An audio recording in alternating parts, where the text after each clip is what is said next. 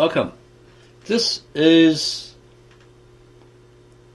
a magazine from 1975 featuring legendary martial artist Bruce Lee.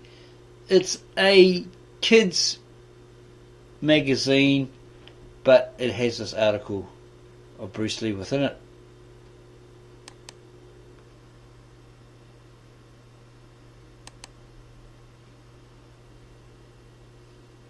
King Kung. Bruce Lee lives. We've seen that message scribbled on walls and plastered on posters, even though the famous Kung Fu star died in 1973.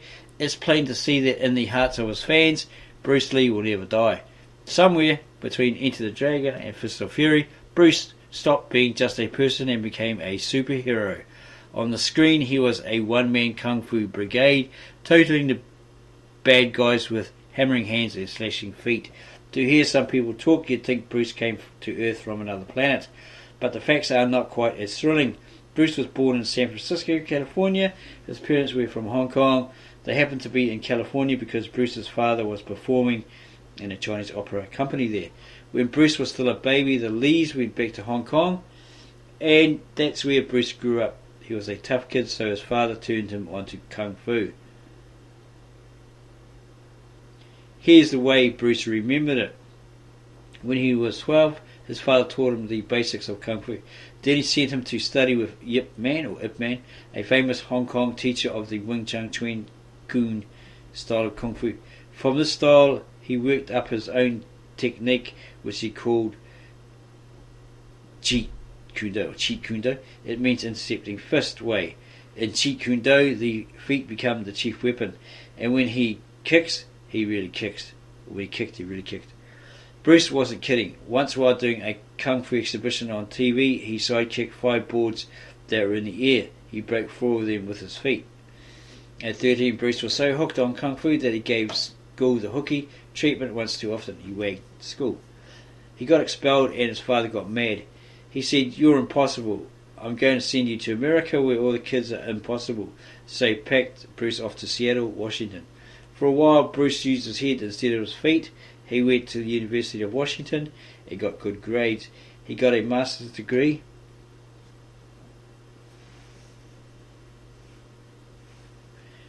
in philosophy. He even wrote a book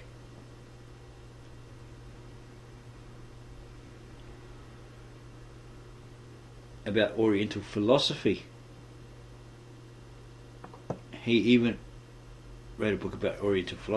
The book didn't bring him much money, so Bruce went back to the thing he did best.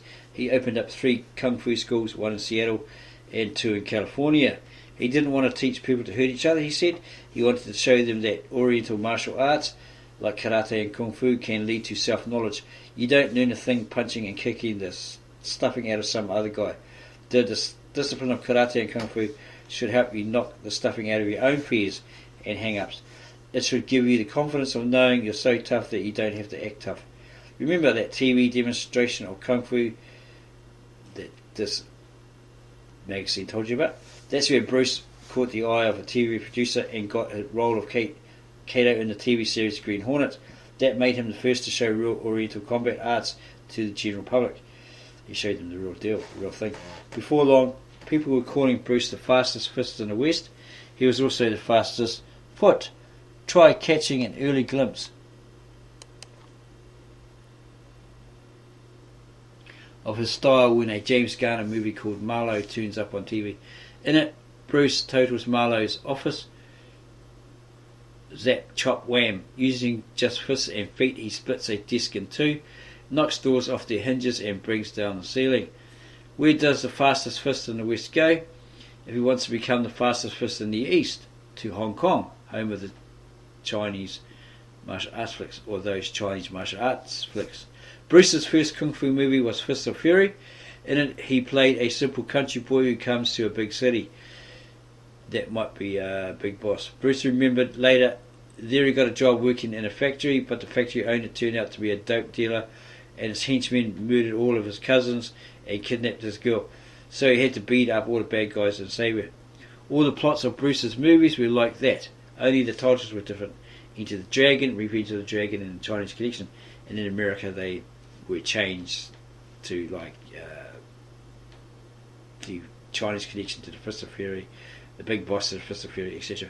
For example, Bruce had to admit his movies were pretty unrealistic.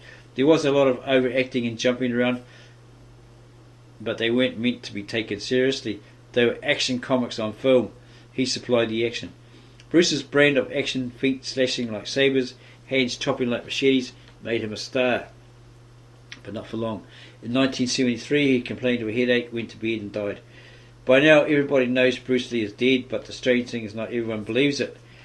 Not long ago a magazine published an article about his death, and it got letters you wouldn't believe, or would you? Dear sirs, are you out of your tree? Stop writing stuff about Bruce Lee being dead. He is invincible, he can never die. Dear idiots, Bruce Lee lives. You better believe it, or I will come to your office and give you a karate chop. Then of course there are the people who will admit that Bruce is dead, but he won't believe that his death was a natural one. Alex Block wrote a book called The Legend of Bruce Lee, and he has his own far-out theory of Bruce's death.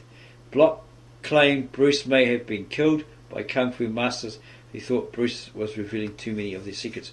According to Block, certain kung fu masters can put all their strength and energy into a single blow. They'll be like the dim mark. One touch from them and the victim's inner organs vibrate until he drops dead. Unbelievable? We think so too. Certainly there's no proof, but some people want to believe it. It's just that they feel that a real superhero like Bruce Lee has got to have a fantastic finish. And that was written by Margaret Ronan way back in 1975. If you found that short article very interesting, then subscribe to our channel at Body Like Bruce. Give us a like, add your comments below, and we'll get back to you on those as soon as we can, as soon as possible, because you like receiving these comments and we like answering them. And then go share this article, this video and this article with all your family, friends and others who are hardcore, die-hard Bruce Lee fans to this very day.